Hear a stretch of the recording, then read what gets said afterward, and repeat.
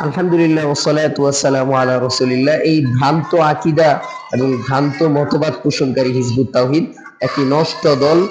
এই দল দাবি করে যে ইহুদি খ্রিস্টানরা যদি হিজবুত তাওহীদে যোগদান করে তাহলে নাকি তারাও ছাড়া পেয়ে যাবে। তারা কেমন যেন হিজবুত তাওহীদটাকে স্বতন্ত্র একটি ধর্ম বানিয়ে ফেলছে, যে এই ধর্মে অন্যান্য ধর্মে সবাই একত্রিত হলে সবাইকে নিয়ে তারা জান্নাতে যাবে। চিন্তা করুন কোন পর্যায়ের কুফরি তারা করছে। শেখ আহমদুল্লাহ হাফিজাহুল্লাহ এ ব্যাপারে কি বলে আমরা শুনে। ইহুদি খ্রিস্টানরাও হিজবুত তাওহীদে আসলে তারাও নাকি নাজাত পেয়ে যাবে, এ সম্পর্কে আপনি কি বলেন? ভাইরা আমার, কিয়ামতের আগে বহু ভণ্ড ফেরকা বের হবে। এই ভণ্ড ফেরকাগুলোর মধ্য থেকে একটা হলো এটা, এরা ইহুদি খ্রিস্টানদের ব্যাপারে বলে যে ইহুদি খ্রিস্টানরাও যদি হিজবুত তাওহীদের ছায়াতলে আসে তারাও নাকি নাজাত পেয়ে যাবে।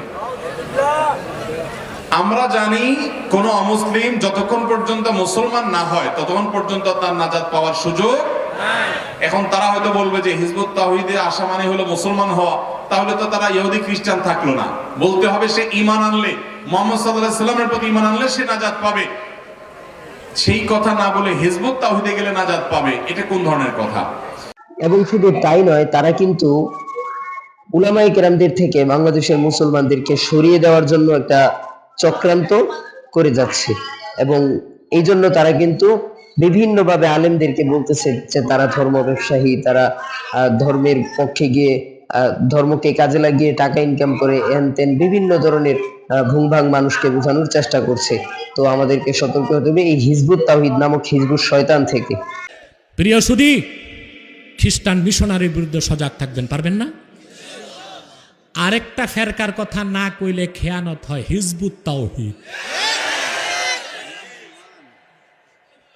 এটা হিজবুত তাওহীদ না, হিজবুত শয়তান।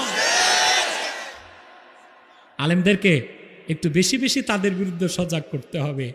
ওদের মূল কাজ কি জানেন? হিজবুত তাওহীদ, ইহুদিরা ওদেরকে একটা কাম দিছে, ঘুরে ঘুরে প্রচার করে যত আলেম সব ধর্ম ব্যবসায়ী।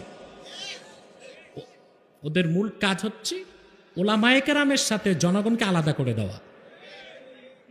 মুসলমান যে বকরির পালের রাখাল নাই, বকরি খাবে কে?